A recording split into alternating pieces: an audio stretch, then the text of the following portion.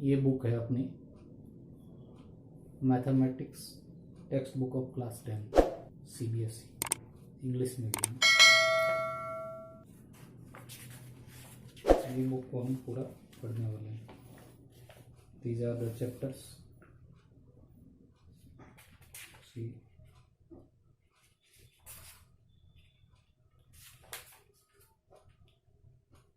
Total 15 chapters दे रहा हूँ। So okay, we will start from lesson 1.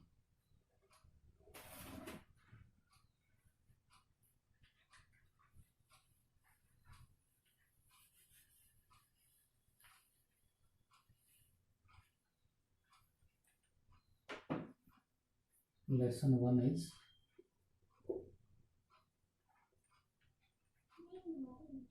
what is name of lesson 1? Real numbers. Real numbers. अभी सबसे पहले हम ये देखेंगे कि ऐसे कौन कौन से टर्म्स आते हैं जो नंबर्स के बारे में, मतलब रियल नंबर्स क्या होते हैं, या और भी कुछ नंबर्स है जैसे वॉल नंबर्स है, इंटीजर्स है, वो सब क्या होते हैं वो हम सबसे पहले देखेंगे। वहाँ से शुरुआत करेंगे। सबसे पहले लेते हैं इंटीजर्स। Integers okay. अभी एक चीज़ समझो, ये अपनी एक नंबर लाइन होती है जिसमें जीरो होता है सेंटर में। सेंटर में जीरो,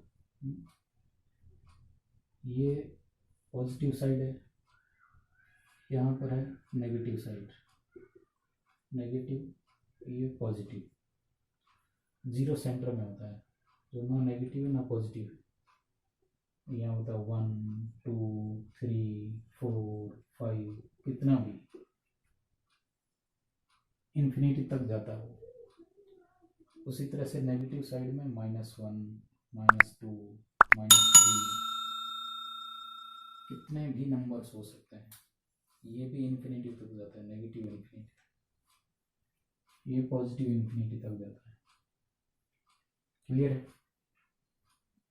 अभी इनके बीच में कितने नंबर आ गए? 0 to 1 के बीच में इनफाइनाइट नंबर आ सकते हैं, जैसे 0.1 0.01 0.03794, ऐसा कैसा भी नंबर हो सकता है। तो उसी तरह से यहाँ कितने भी नंबर हो सकते हैं, यहाँ कितने भी नंबर हो सकते हैं। इसको नंबर स्केल बोलते हैं। ये नेगेटिव साइड, ये पॉजिटिव साइड, जीरो बीच में।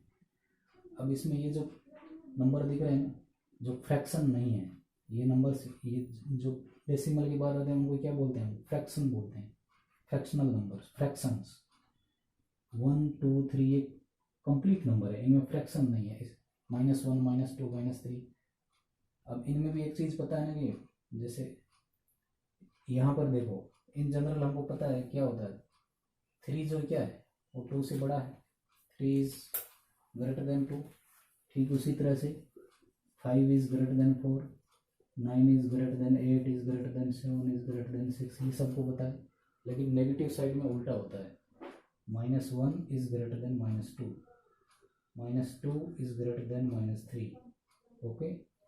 उसी तरह से -4 is greater than -10, -11, -5, even -4.1। 4 is greater than 4.1, लेकिन इन नेगेटिव साइड, क्योंकि ये जीरो के क्लोज है।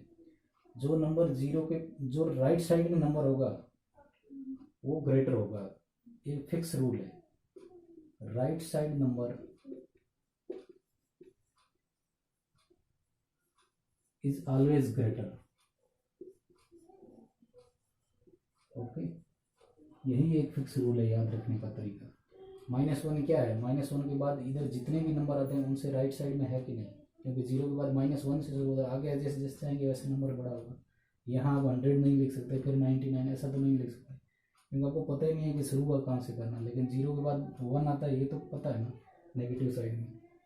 इसलिए जो नंबर राइट साइड में आएगा, कोई भी नंबर उठा लीजिए, ये 2 नंबर उठा लेता हूँ मैं, इन दोनों में ग्रेटर कौन है? ऑब्वियसली 2 ग्रेटर है। ये 3 है, फिर भी 2 इज ग्रेटर, क्योंकि वो पॉजिटिव में, ये नेगेटिव में, ये राइट साइड में आ रहा है। यहाँ कहीं पर भी -17 आएगा, यहाँ कहीं पर तो -16 आएगा। इन दोनों में राइट साइड में कौन आ रहा है? -16 आ रहा है नंबर स्केल पे। तो जो नंबर स्केल पे राइट साइड में आता है, राइट साइड में, ये साइड में कहीं पर भी आप ले लीजिए, वो नंबर ग्रेटर होगा उसके लेफ्ट साइड वाले से। ये फिक्स रूल है। ओके, अब देखो इनमें मैं ये बता रहा हूँ 3, 4, 5, जैसे -2, -1, -4, जिन नंबर के साथ डेसिमल नहीं आ रहा है, जैसे 3 जो लिखते हैं हम, 3 कैसे लिखते हैं, 3 लिख दिया, 4 लिख दिया, 5 लिख दिया, -8 लिख दिया, ऐसा जो पूरा नंबर है, कंप्लीट नंबर है, उसके साथ डेसिमल नहीं है, उनको इंटीजर्स बोलते हैं। क्या बोलते हैं? इंटीजर्स। वो पूरा नंबर है, कंप्लीट नंबर। जैसे एग्जाम में मार्क्स कैसे लिखते हैं, 17 आउट ऑफ 20, ऐसे लिखते हैं। ऐसा तो नहीं लिखते 17 आउट ऑफ 20.2, ऐसा नहीं लिखते हैं, क्योंकि मार्क्स जितने मैक्सिमम मार्क्स क्वेश्चन पेपर के हैं वो कंप्लीट है, इसलिए वो भी एक इंटीजर है, और जितने नंबर्स आए हैं वो भी एक इंटीजर है, वो कंप्लीट नंबर है। इसलिए बिना डेसिमल वाले नंबर को इंटीजर बोलते हैं। ओके, इंटीजर्स जो पॉजिटिव और नेगेटिव दोनों भी हो सकता है। हम हर एक की डेफिनेशन लिखेंगे। इंटीजर्स क्या है, नेचुरल नंबर्स क्या है, होल नंबर्स क्या है। इंटीजर्स नंबर्स विदाउट फ्रैक्शन और डेसिमल पार्ट। एग्जाम्पल में लेंगे हम 4, 9, 11, 2, -7, -6, -3, कितने भी एग्जाम्पल्स हो सकते हैं। इसको याद रखिए, विदाउट फ्रैक्शन और विदाउट डेसिमल पार्ट, ये इसको बोलते हैं इंटीजर। इसमें पॉजिटिव नेगेटिव दोनों हो सकते हैं। अब एक आता है नेचुरल नंबर्स।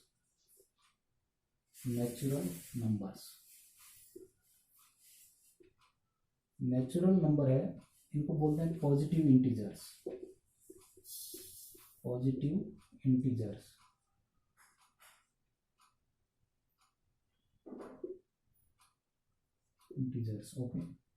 इंटीजर्स।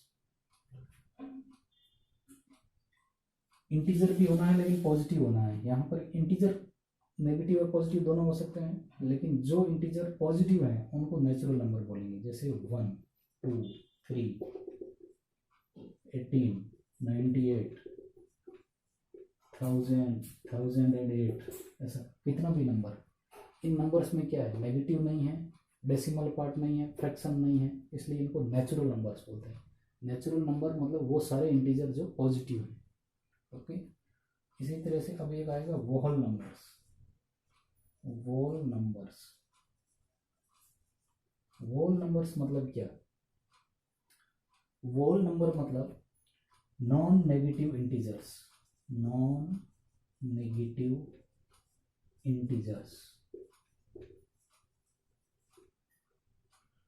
ये भी इंटीजर्स हैं, वोल नंबर्स भी इंटीजर हैं, जिसमें नेगेटिव नहीं होंगे। नेचुरल नंबर में क्या है, positive integers, non zero. Natural number में जीरो इंक्लूड नहीं है, जीरो को नेचुरल नंबर नहीं बोलेंगे, जीरो इज नॉट इंक्लूडेड।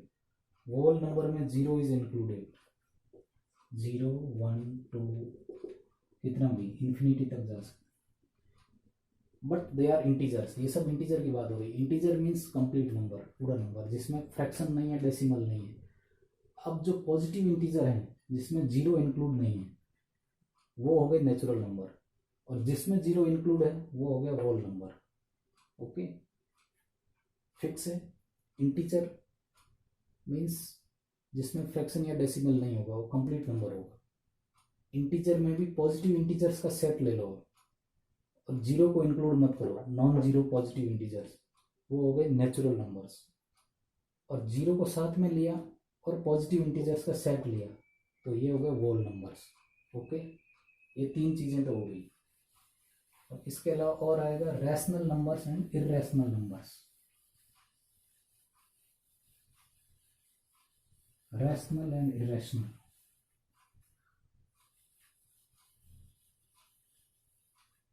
देखिए,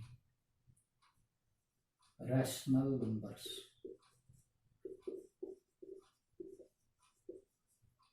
एक आएगा irrational numbers.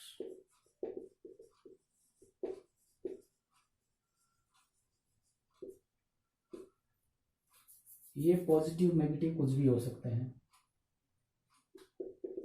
Positive negative, fraction, decimal, zero, कुछ भी हो सकता है, दोनों में कुछ भी हो सकता है। रैशनल इरेशनल में ऐसा इंटीजर जैसा कुछ भी नहीं है। फ्रैक्शन भी हो सकते हैं, ये भी हो सकते हैं। फर्क क्या है दोनों में? रैशनल नंबर को आप इस फॉर्म में लिख सकते हैं p बाई क्यू, इनको p बाई क्यू में नहीं लिख सकते। एग्जाम्पल देखिए,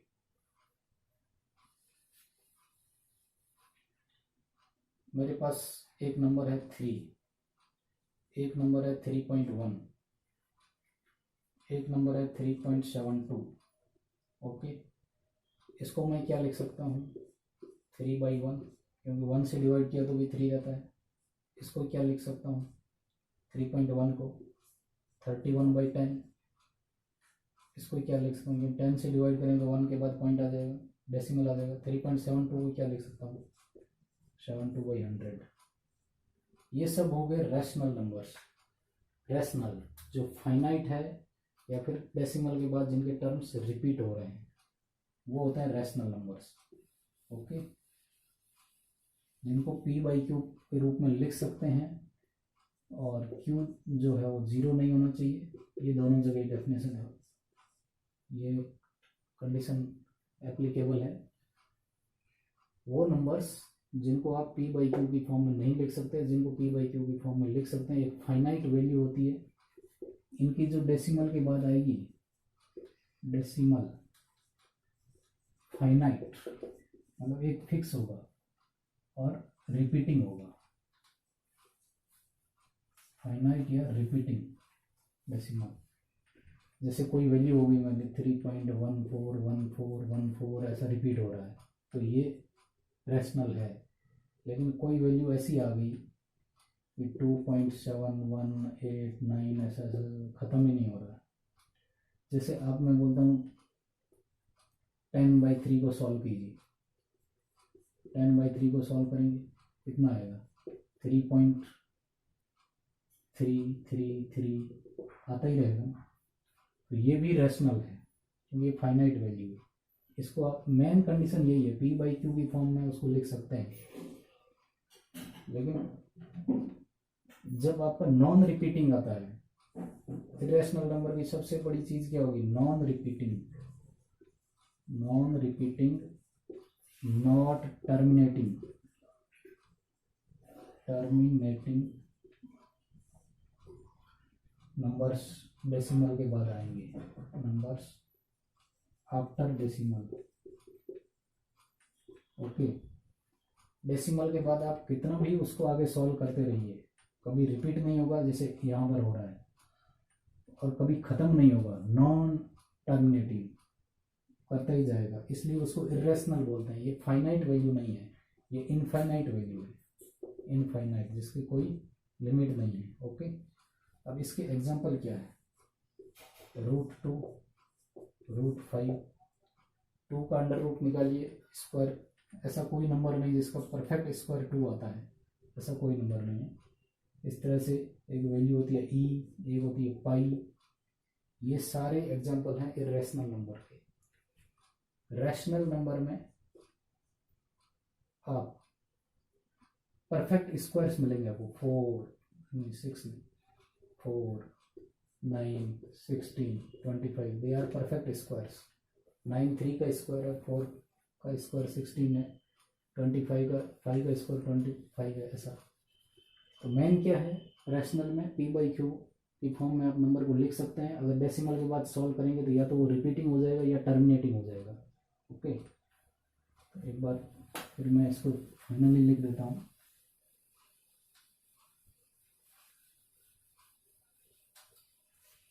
वो जो होगा ये रैशनल में रिपीटिंग या टर्मिनेटिंग। ओके, यहाँ पे लिखते हैं रैशनल, ये irrational. Numbers, okay, numbers, numbers P by Q में लिख सकते हैं, पी बाई क्यू में नहीं लिख सकते। एक चीज का ध्यान रखें, पी क्यू जो होगा वो जीरो नहीं होगा, क्यू जीरो ना हो। न्यूमरेटर बाय डिनोमिनेटर, ये numerator by denominator, denominator zero ना हो, उस फॉर्म में उसको लिख सकते हैं। ये जो डेसिमल के बाद होगा ये रिपीटिंग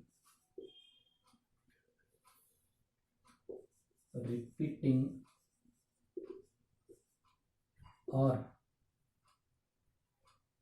टर्मिनेटिंग मतलब खत्म होने वाला, टर्मिनेटिंग मतलब खत्म होने वाला, terminating decimal point, decimal series होगी, ओके। ये नॉन रिपीटिंग, रिपीट नहीं होगा, एंड नॉट टर्मिनेटिंग, टर्मिनेट भी नहीं होगा, खत्म भी नहीं होगा, डेसिमल के बाद आप कितना भी सॉल्व करें, ठीक है। ये हो गया दोनों में मेन डिफरेंस। एग्जाम्पल हमने देख लिए थे।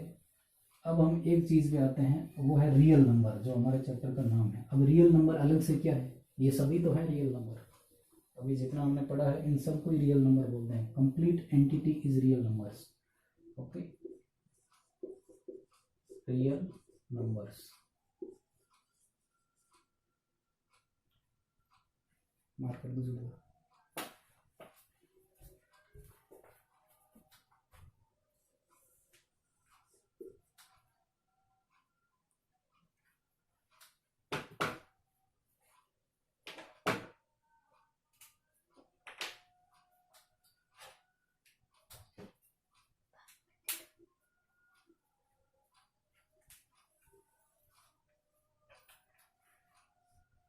मैं क्या पढ़ा शुरू में, इंटीजर्स,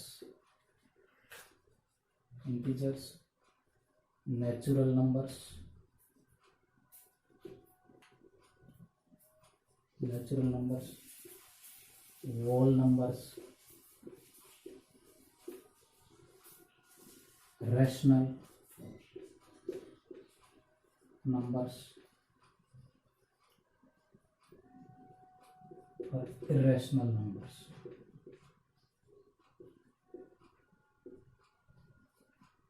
ये सभी मिलके रियल नंबर्स होते हैं, सभी। इंटीजर भी होते हैं उसमें, नॉन नेचुरल नंबर भी होते हैं, होल नंबर भी होता है, रैशनल भी होता है, इरेशनल भी होता है, फ्रैक्शनल होते हैं, सारे number rational real number.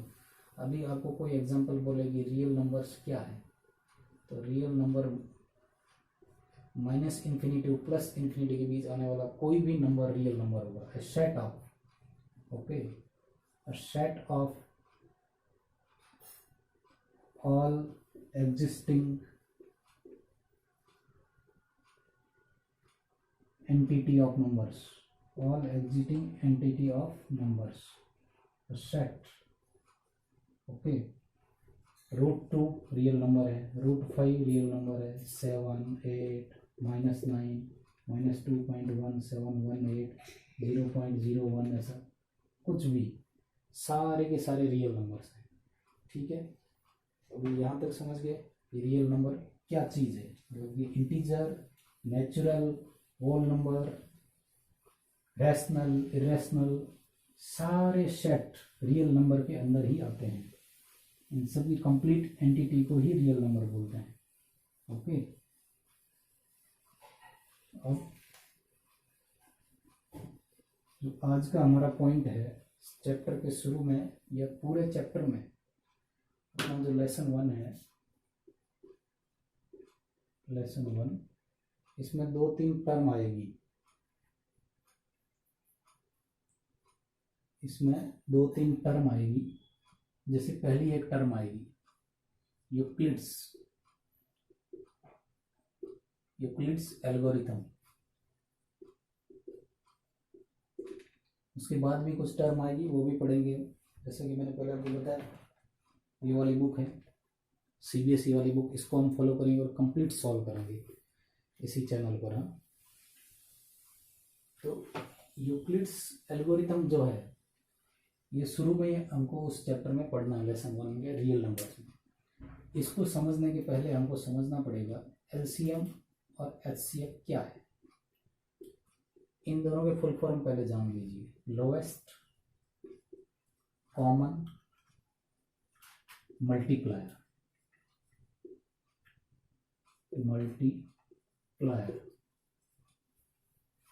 Highest common factor, okay. ये इसकी डेफिनेशन हो गई। अब एक जनरल चीज को पहले लेके चलते हैं। एक एग्जांपल है 12 और 9, ये दोनों को एक एग्जांपल लेते हैं, थोड़ा सा इजी एग्जांपल लेते हैं। जैसे 12 और 18 का, ये दो नंबर हैं। अगर इनका एलसीएम और एचसीएफ ऐसे रफली निकालना हो तो हम हिट एंड ट्रायल मेथड से अगर निकाल के सोचें, एलसीएम मतलब वो नंबर, छोटा नंबर, छोटे से छोटा नंबर जिसको ये दोनों डिवाइड कर सकते हैं, तो वो होगा 36। और एचसीएफ वो बड़े से बड़ा नंबर जो इन दोनों को डिवाइड कर सकता है, वो होगा 6। अभी वो कैसे आया, इनको निकालने का तरीका क्या है, वो भी हमको पहले सीखना होगा, ठीक है। तो दोनों का डेफिनेशन दोनों की पता चल गई। एलसीएम और एचसीएफ की डेफिनेशन पता चल गया। अब हम दोनों को अलग अलग करके सीखते हैं। पहले एचसीएफ सीखेंगे। एचसीएफ, इसमें प्रोडक्ट करेंगे हम, product of common, word common factor आ रहा है ना, इसलिए डेफिनेशन में भी कॉमन फैक्टर ध्यान में रखना। प्रोडक्ट ऑफ कॉमन, एक वर्ड याद रखना, prime factors, common prime factors with highest common factor है, इसलिए हमको लीस्ट बड़ा वर्ड याद रखना, least powers, with least powers, okay. ये डेफिनेशन याद रखना है, product of common prime factors with least powers. इसमें याद रखने का तरीका है, जैसे हाईएस्ट कॉमन फैक्टर हो गया तो एक चीज़ याद रखें, पावर के साथ लीस्ट वर्ड को याद रखें, हाईएस्ट का उल्टा लीस्ट, ये याद है।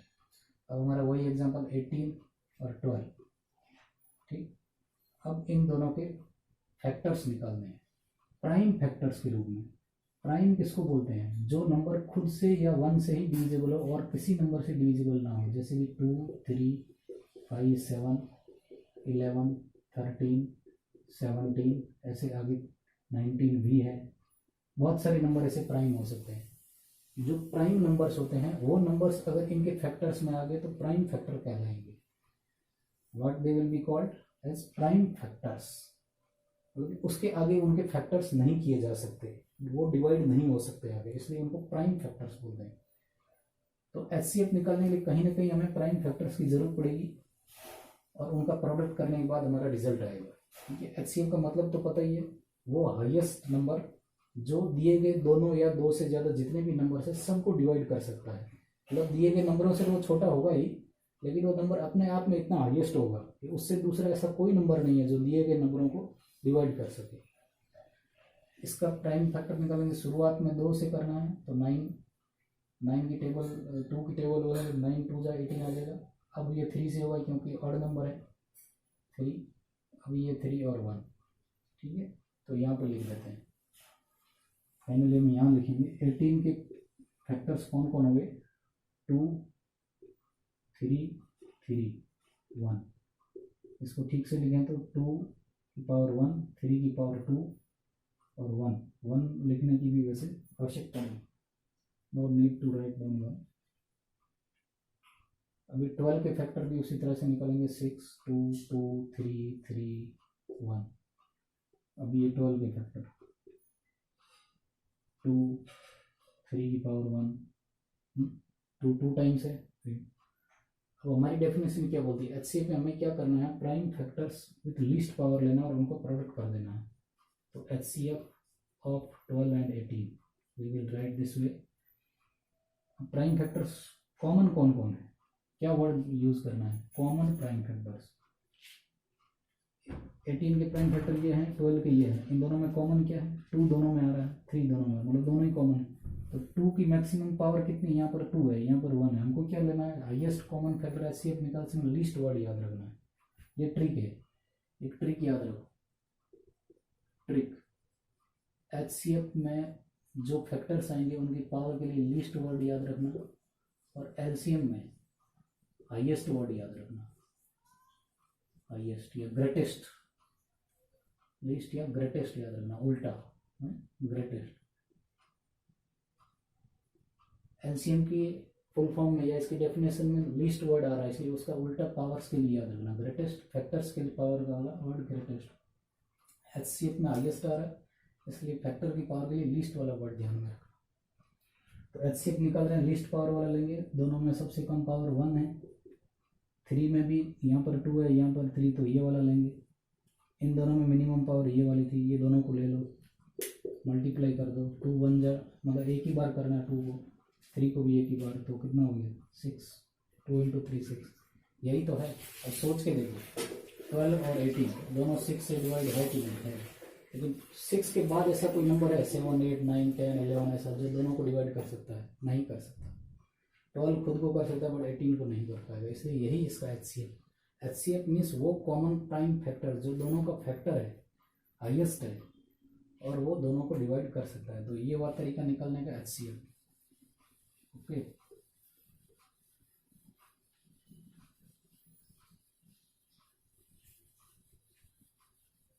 भी इसी तरह से हम फिर से यही एग्जांपल यूज करेंगे एलसीएम के लिए। पहले एलसीएम की डेफिनेशन समझे। एलसीएम जो मैंने ट्रिक बताई वो क्या थी, एचसीएफ और एलसीएम ये दोनों एक पेपर के कॉर्नर पे लिख देने का जब भी क्वेश्चन सॉल्व करना हो। एचसीएफ में हाईएस्ट कॉमन फैक्टर वाला वर्ड हाईएस्ट यूज हो रहा है, इसलिए पावर के लिए हम लीस्ट पावर वाला लेंगे, लीस्ट पावर्स, ये ध्यान में रखने के लिए बस, लीस्ट पावर्स फैक्टर के लिए। एलसीएम में लोएस्ट वर्ड क्या आ रहा है, lowest common multiply, least common multiplier जो भी है, ठीक है। तो ये जो वर्ड है लीस्ट, इसका उल्टा होगा ग्रेटेस्ट। हम जब भी सॉल्व करेंगे ग्रेटेस्ट पावर वाले को लेंगे। यहाँ पर कॉमन फैक्टर आ रहा है, यहाँ पर ये कॉमन मल्टीप्लायर के लिए आ रहा है, इसलिए फैक्टर्स वही लेंगे जो कॉमन थे। एलसीएम में हम सारे फैक्टर लेंगे विथ ग्रेटेस्ट पावर। ओके, अब देखो इसकी डेफिनेशन है प्रोडक्ट ऑफ, उसकी डेफिनेशन क्या थी, product of common prime factors था, यहाँ प्रोडक्ट ऑफ प्राइम फैक्टर्स है, कॉमन नहीं है, ऑल फैक्टर्स। हाँ, ये भी एक चीज अलग से है। एलसीएम में product of prime factors with, जैसा कि एल का उल्टा ग्रेटेस्ट, एल क्या लीस्ट, विथ ग्रेटेस्ट पावर्स। तो हमें क्या करना पड़ेगा, पहले प्राइम फैक्टर्स निकालने हैं। ये 18 था मेरा, ये मैंने इसका प्राइम फैक्टर निकाला था। अब दोनों के मैं प्राइम फैक्टर लिख देता हूँ। 18 की क्या है, 2 की पावर 1 है और 3 की पावर 2 है। शुरू में 2 से किया था, जब 2 से ना हो 3 से करना, 3 से ना हो 5 से करना, 5 से ना हो तो 7 से करना, इस तरह से इसको ये किया जाता है।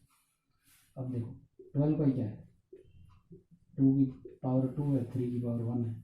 अब मेरी डेफिनेशन में मुझे क्या करना है, प्रोडक्ट ऑफ प्राइम फैक्टर्स करना है, ग्रेटेस्ट पावर। टोटल फैक्टर्स ले लें, टोटल फैक्टर कितने हैं, 2 यहाँ भी नजर आ रहा है, 3 आ रहा है, 2 आ रहा है, 3 आ रहा है, मतलब 2 और 3 का ही मल्टीप्लिकेशन होने वाला, और कोई प्राइम फैक्टर नहीं है। प्राइम फैक्टर्स कौन कौन है, कौन कौन है प्राइम फैक्टर, 2 और 3 है दोनों जगह। तो वो प्राइम फैक्टर अपनी ग्रेटेस्ट पावर के साथ ले लीजिए। 2 की ग्रेटेस्ट पावर यहाँ है, 3 की ग्रेटेस्ट पावर यहाँ है, क्योंकि यहाँ पर 1 है, यहाँ पर पावर 2 है। तो एलसीएम हो गया मेरा, एलसीएम 12 18 का 3 की पावर 2, 2 की पावर 2। 3 की पावर 2 जब करेंगे मतलब 3 को 3 × 3 करना है, तो 3 3 जा 9, 2 × 2 करना 4, 9 × 4 कितना हो गया 36। अब सोच के देखिए 12 18 ये दोनों 36 को डिवाइड करते हैं क्या, बिल्कुल करते हैं। 12 3 जा 36, 18 2 जा 36, लेकिन 36 से छोटा और कोई नंबर है 30 या 24 या 28 जिनको ये दोनों डिवाइड कर सकते हैं, बिल्कुल नहीं कर सकते। ये मेथड से निकालने का तरीका होता है इसका। अब एक और एग्जांपल लेते हैं जिससे ये क्लियर होगा कि एलसीएम और एचसीएफ कैसे निकालते हैं। ओके, ये छोटा एग्जांपल है तो आसानी से हिट एंड ट्रायल मेथड से भी निकाल सकते हैं।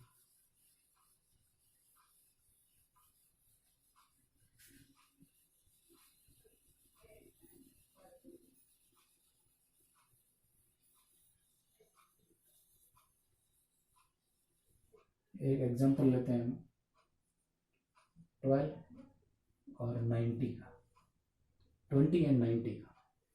अब इनका हमको एलसीएम और एचसीएफ भी निकालना है।